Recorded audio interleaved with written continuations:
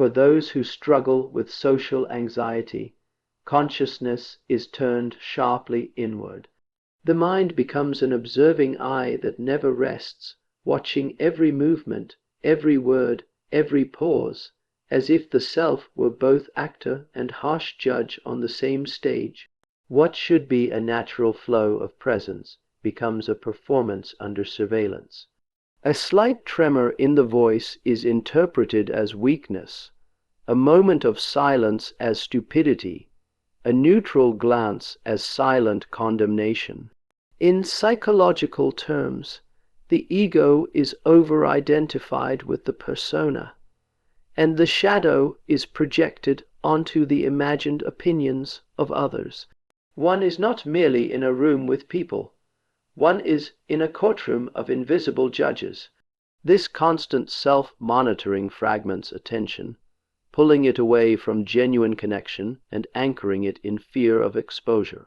The tragedy is that the more one watches oneself, the less one truly lives.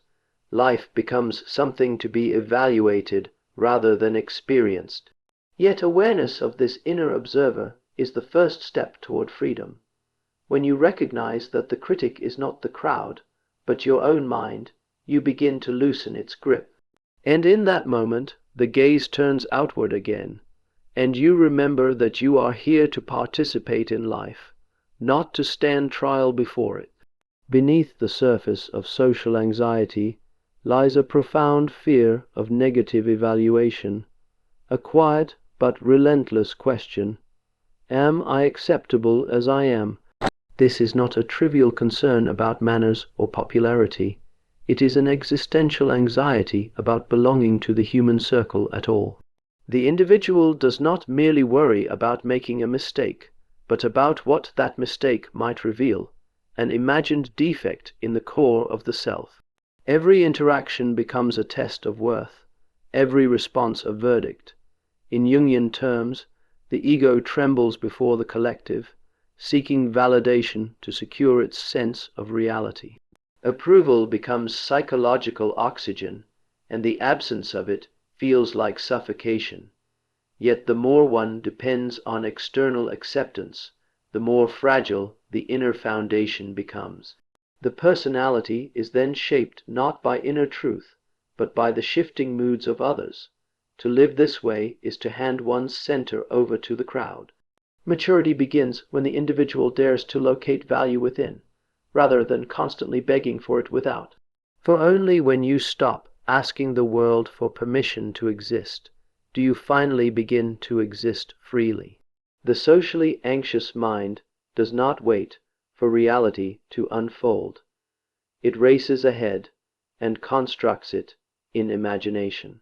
Future conversations are rehearsed like trials, not to seek success, but to prepare for catastrophe.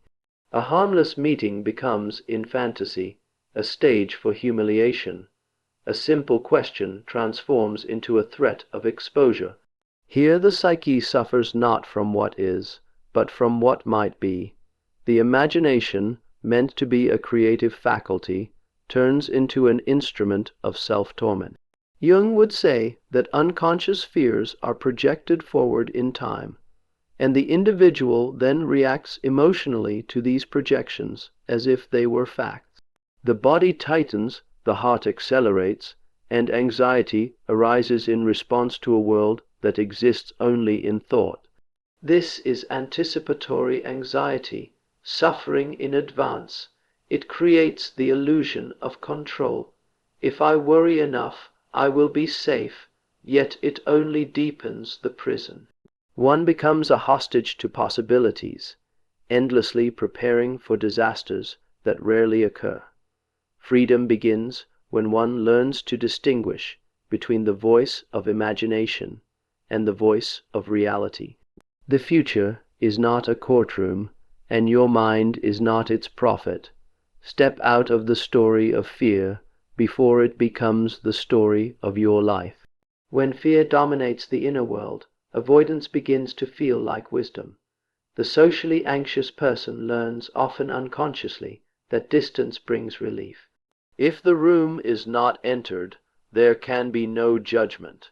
If the voice is not raised, it cannot tremble. If the encounter is escaped, it cannot wound. Thus withdrawal appears as protection, a psychological shelter built to keep pain out. Yet every shelter, if never left, slowly becomes a prison. What begins as self-defense hardens into a belief, I am not made for this world. In Jungian language, the ego retreats from life, and the shadow of unlived potential grows larger and heavier. The personality then shrinks to fit the limits of its fears. Safety is purchased at the price of vitality. The tragic irony is that the very act meant to preserve the self ends by suffocating it. One avoids not only danger, but also growth, intimacy, and the experience of one's own strength. Courage is not the absence of anxiety, but the decision that life is more important than comfort. Each small approach toward what is feared weakens the tyranny of avoidance and restores trust in the self. You do not become free by hiding from life, but by meeting it and discovering that you are stronger than you imagined. Those who live with social anxiety are often exquisitely attuned to the invisible structures that organize human interaction. They sense rank, approval, disapproval, dominance, and submission in the smallest gestures, a raised eyebrow, a change in tone, a moment of silence. The room is read not as a gathering of equals, but as a hierarchy in which one must constantly locate oneself, and almost inevitably the self is placed at the lower end. This is not a conscious choice, but a psychological posture shaped by fear and early experience. The body then mirrors this inner evaluation. The shoulders draw in, the voice softens, the gaze drops. In Jungian terms, the ego positions itself as inferior before the collective, and power is projected onto others. The danger of this perception is that it transforms ordinary human differences into imagined threats, and authority into intimidation. One begins to relate not to individuals, but to symbols of judgment. Yet hierarchy is as much a construction of the psyche as it is a social reality. When you reclaim the authority you have projected outward, you stand upright not only in body, but in being. No one can permanently place you beneath them unless you first agree to stand there. True confidence begins the moment you withdraw your soul from imaginary thrones and return it to yourself. Those who live with social anxiety are often exquisitely attuned to the invisible structures that organize human interaction. They sense rank, approval, disapproval, dominance, and submission in the smallest gestures, a raised eyebrow, a change in tone, a moment of silence. The room is read not as a gathering of equals, but as a hierarchy in which one must constantly locate oneself, and almost inevitably the self is placed at the lower end. This is not a conscious choice, but a psychological posture shaped by fear and early experience. The body then mirrors this inner evaluation. The shoulders draw in, the voice softens, the gaze drops. In Jungian terms, the ego positions itself as inferior before the collective, and power is projected onto others. The danger of this perception is that it transforms ordinary human differences into imagined threats, and authority into intimidation. One begins to relate not to individuals, but to symbols of judgment. Yet hierarchy is as much a construction of the psyche as it is a social reality. When you reclaim the authority you have projected outward, you stand upright not only in body, but in being. No one can permanently place you beneath them unless you first agree to stand there. True confidence begins the moment you withdraw your soul from imaginary thrones and return it to yourself. At the deepest level of social anxiety lies a split within the personality. On one side stands the true self, rich with thoughts, feelings, humor, and longing for connection. On the other stands the social mask, carefully constructed to avoid rejection, to appear acceptable, to offend no one, and reveal nothing dangerous. This mask is not false in intention, but it is false in essence. It is a compromise born of fear. The individual learns to present what is safe rather than what is real, and over time begins to forget which is which. Jung would say the persona has grown too thick, while the authentic soul remains hidden behind it, waiting for recognition.